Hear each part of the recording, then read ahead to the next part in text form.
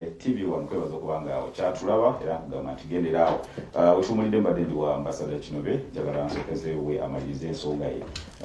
nababuze ekibuzo ekigamba nti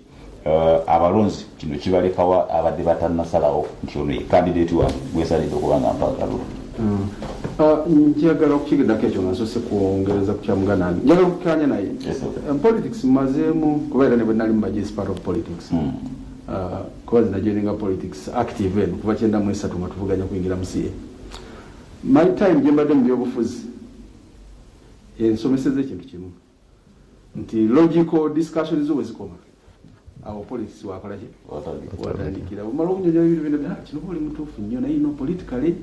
kandi mwabika kandi kyava kugamba nti kino lulwadde kigira debate y'okuyimiriza okulonda debate y'okugenda mu maaso n'okulonda debate ya covid ebadde mu ba stakeholders bangi ekyo mukisa omulinga buli stakeholder alina interest ze because politics is about interest anyway nga nekidictatinga bana basomye okusingako waggulu baziyita galubindi nti bwobeera capitalist olina galubindi zolabisa bwobeera socialist olina galubindi zolabisa nga buli lwolaba eyo olabira mu ndowooza ye yabadde galubindi zolimu so nebyobufuzi byetubeera biwona bwobeera wa kibiina kino olina nabo byoyagala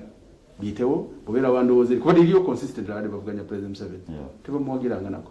so wasigala nga kugamba nti olwaleero myaka 3 nasomba sigala twamulira mugandi ko yali akakola 10 wamuwagira kubeera tomuwagirangako okuva ku year 1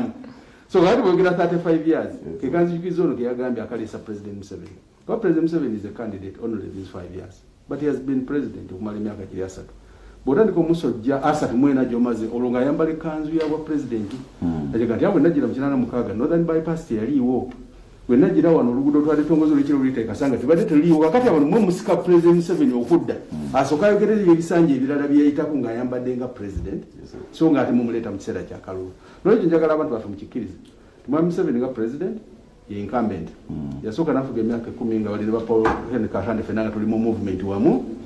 mu 2005 tuyingira party natukola NRM nafuuka candidate wa party kati okuva ku olwo parties zigenda zireta ba candidate abenjawulo era muzira byo nkukyusa banange bano kati politika kandi twadde tumanyinga veteran mu line ndala ali wanangamba lero wazenga independent ko ga dynamics nayenga ideology ye no muntu kwemanyi this is very good democrat a very activist mu bintu byonna ne issues ze ina line mwazikola ki naye ensobe kyusa amaso no kyuse mbofa abo problem ezitugamba nolo kyo kino tekina kitegeze libalonzi manumba eri ne mu nsamba se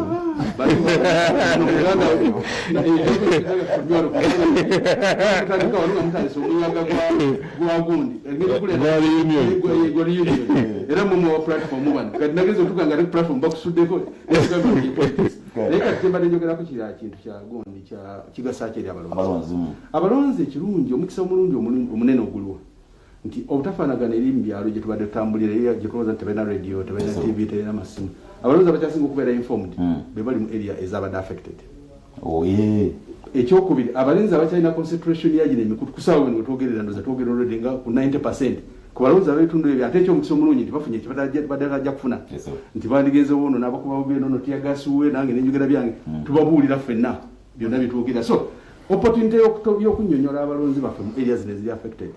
at least ekyalo singa tunakanya ku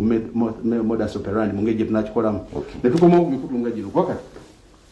mwami Kakande yandiguza wano empewo awakola scientifically yes kati mwami Kakande yandiguza wano empewo n'omugana kubanga ali opposition mu government controlled media house kati ayina omukisa wa government no opposition kwenda twogera audience yemu so kyayogera kakimanyi so kimanyi kubanga badde kyoya nange naye nga kigeza kugamba nti abazungu batugamba nti every dark cloud has got a silver lining nolwekyo bwobeeranga mu mbeera yonna gitunulemu omukisa togitunula mu buzibu bwagwe omukisa ze gwendabika kati okutuyambye nduwa ntugenda funa sober campaigns kuba katonda byagera ne kukonika byogira bwakigera tukitambulira ziri campaigns affe twasooka ezanga za movement mwenanga mibira bavuganya mwenna in fact singa twatuzana mu scientific ndi president Museveni nga ziri debate zibayimiriza namwe ba president muyimirire ba MP namwe muyimirire ba campaign agent tujafuna balanced approach lwansonga eriemu the alien gyayogera nti gye basinzaamu abantu abangi yesinga mu poison unfortunately tusinga okukola ebintu ebingi ekimu kiba kiteyabo sikitegera kuba kisona MP wayo omukyala wa NRM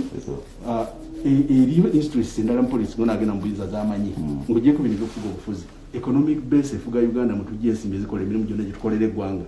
eri mu areas zino so ng'ogyeko kyaba tukufa tulina interest y'okulaba nti wali stable ba investor abadde bali wano tebadduka